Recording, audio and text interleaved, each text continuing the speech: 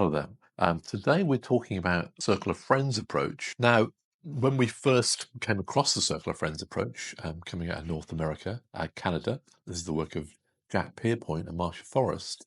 It's over 25 years ago now. This was one of the basic ingredients. And now, since that time, the mantra, particularly coming from the disability movement, has been nothing about us without us, which absolutely we would sign up to in every respect. But when it comes to the circle of friends approach, I think what experience has told us, and we've set up hundreds of circles now, is that we've got to be very, very careful to look after the first interests of the child and not put them in a situation where they'd be horribly overwhelmed, threatened, or actually hurt by the experience of listening to what other people might say. And because the way the Circle of Friends works is you're recruiting from a year group, and possibly as many as 40 young people in a secondary context, or in the primary school from the whole class, we have to be particularly careful about whole class conversations about one individual, especially when that one individual is challenging for whatever reason. Most of our work, well, I suppose it would split down the middle, I guess. We've created circles of friends around young people who people are perceiving their behavior to be extremely challenging. And then a whole other bunch of young children who people would say, well, they are a disabled young person, they have very complex special needs, they're neurodivergent, and so on, and much more complex. So you've got the complexity and you've got the challenge.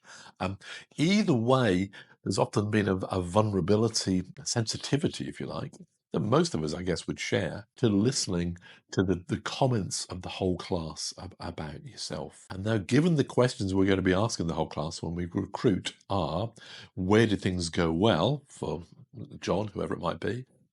Where do things not go so well? And we're really opening up the floodgates for all kinds of possible contributions.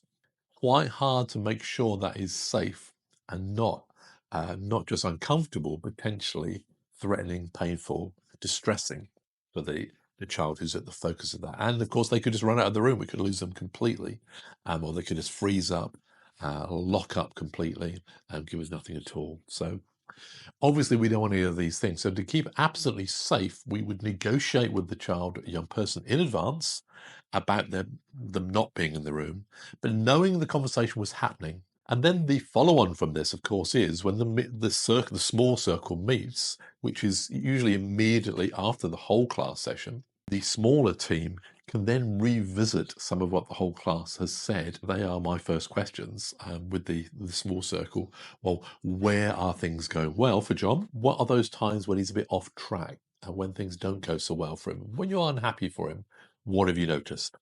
And allow them to say some things directly to John, but in a much safer situation where there's maybe only 8 young people gathered, much, much more contained than trying to do that with 30 young people when just one loose comment, one giggle, one an aside in a large group could cause all sorts of distress for that child. So this is really a protective approach for the young person. Negotiate ahead of time with them. If they don't like it, we wouldn't proceed. If they say, I don't want a circle, we won't proceed with them as the focused child.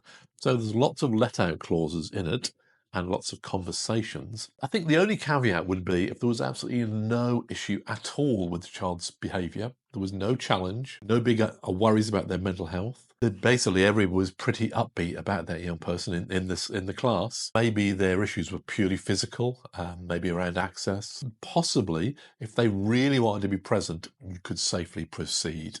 But I would say do so only with caution and their parents or carers agreement. As I say, I'll be very cautious, given what I've heard over the years in these situations. The other aspect of this as well, especially when challenging behaviour is an issue, and probably many of you won't be reaching for this kind of approach lightly. It's often only being reached for when things have been particularly difficult for the young person. Maybe permanent exclusion is very close. Segregation to special school is very close. We're doing something to kind of strengthen their inclusion, strengthen the possibility that they can stay in their local school. This is the kind of thing we're reaching for. So we're not doing it lightly. So in that case, You've got to think why you're doing this. And one of the reasons you're trying to get the peer group on board. So the conversation with the peer group, with the child out of the room, allows you to kind of flash out from them some of the stuff they have been struggling with around the young person themselves. And you really want them to kind of get it all off their chests. Sometimes they'll be a bit cautious. They won't want to say everything that needs to be said.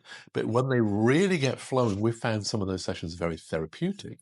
And the good side of this is not only are they able to say some of their own frustrations and the difficulties they've experienced around the young person, this really then helps when it comes to recruitment, getting them on board to be helpful around strategies which nearly always contain we should be more friendly towards him or her, we should be more helpful towards him or her. Those kind of strategies are much more likely to take place once they feel that they've been heard with the child not present. So in a safe situation, contained with very clear ground rules, one of which is that the session is confidential and that only one person speaks at a time, that people are sensible around what they're saying. So this is some of the rationale for making sure the child is by and large not in the room when the whole class is being spoken to, when the recruitment process is taking place to create a circle of friends. And I think if you just reflect on the challenge, if it was yourself, so put or your own, somebody you loved, whether one of your own children, if you're a parent or a carer, how would you want it to be? And I think most of us would probably find it a bit much to hear as many as 30 other peers talking about us in answering those kind of questions. What's going well, what's not going so well. In Colin's life, if it was me, for instance, I think maybe I'd rather that conversation happened and I heard about it afterwards, rather than being right in the middle of it. Even with a kind of an ounce of sensitivity, you're going to feel some of that stuff, or notice non-verbals, and you can imagine it. And given that we're not doing this lightly, this probably is at the end of the line or at a very challenging point in that child's education, then again, needing to be extra safe and cautious to make sure they're okay with this. And then obviously it proceeds into the circle and the circle meetings. So lots of other possibilities. All these things are meant to be respectful, and they're really helping avoid situations where the child will be completely overwhelmed and completely stressed out. So this is very much about protection, very much about wanting the circle to be successful moving forward and knowing we're not doing this stuff lightly. So there it is. That's our rationale at Inclusive Solutions for why the child is not involved in that first recruitment meeting when we're building a circle of friends, when we're recruiting the circle from the class, from the year group, to wrap around that a particular child. So hopefully you found that useful. If you've got a comment on that or a question on that, please come back, add your point or your comment in the comment section below. If you've liked this video, please give us a like. If you want to subscribe to get more of these, you know what to do. Just subscribe to Inclusive Solutions and our channel, and we'll send you stuff out, a link to them automatically. We're regularly posting videos out there. Thanks for listening.